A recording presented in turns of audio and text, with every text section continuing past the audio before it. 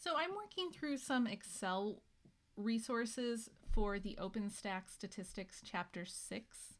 So in this video, we're going to talk about creating a normal distribution from real height data. So you can access the OpenStax textbook for free. You can look in the description of this video for a link. And then this video has an Excel workbook associated with it. You can find it at divideandconquermath.com. Just go to the OpenStax Statistics section, find your chapter, and you'll see it all there for free. So the activity here is for us to see how the normal distribution actually works. So the normal distribution, it is a curve, and it is a curve created by using this function here, this f of x over 1 over sigma times the square root of 2 pi times e to the negative 2, this exponent negative 1/2 times x minus mu over sigma, all of that squared. So the normal curve is created by taking a set of data points and running them through this function. And in theory, that will give us a bell curve. And so we want to take some data that we know should be normally distributed, and we're just going to take a second to see if this is true. So I have a set of data here. I have height data. And so if we scroll down through it, so it just kind of keeps going on for forever. So if I want to see how much data there actually is, so I'm going to hit Control Shift down. So you can see I have over 10,000 data points in this set. So I have a whole bunch of height data here. And so what we're going to do is we need to fill in the blue boxes with the formulas for mean, sample, standard deviation, minimum, and maximum. So my mean, I have to take the mean of my height data. So I'm going to take my average, and then I'm going to click on the first data point. And then in Windows, you would hit Control Shift down. That's the keyboard command to get to the end of a set of data. So I can hit Enter. And then for the standard deviation, so I'm going to call up that formula, that stdev.s. Do the same thing. Click here, Control Shift down. So now I've got my mean and my standard deviation. And you can see that this f of x function has populated. So we'll talk about that in a second.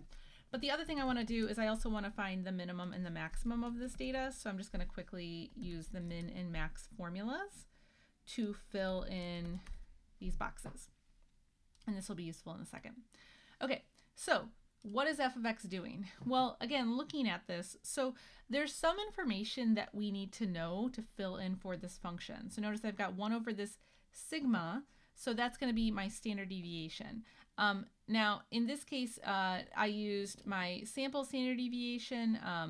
At this point, our data set's so large, it's not really going to matter if we're using the sample or the .p. This is really a sample, so if you don't have sigma, which in this case we're going to assume we don't have sigma, then you would use a sample standard deviation. So the formula requires that we reference sigma, and then also if you look here in the exponent, I have this x minus mu over sigma. So mu refers to the mean, so I need to calculate that. And then I've got my sigma here, so we have to reference those two things within the function. So where does the x actually come in? We have an x right here. So that is what we're running through the function. So as you can see here, the way that I've built this up, so this function is referencing my mean and my standard deviation, but it's also taking whatever point here we have. So if I click down to another one, so it's taking each one of these points and it's putting it in for x for this particular function. Okay, so now the question, the million-dollar question is, does this actually create a bell curve?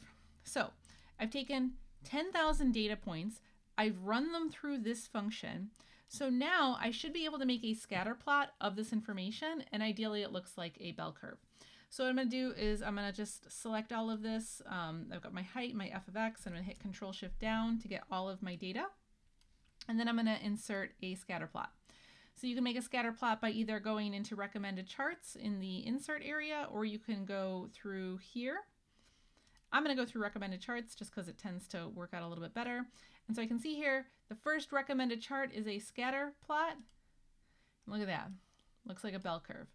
And so then you might be saying to yourself, okay, it's a bell curve, but it looks a little funny because it's like all the data is concentrated here. That's why we calculated the minimum and the maximum. So now I can click on this axis here. I can right click on it, go to Format Axis. So I'm going to make the minimum value 60 and I'm going to make the maximum value 76. So this is now what's on my axis. Oh, It's just so satisfying, isn't it? It is a perfect bell curve.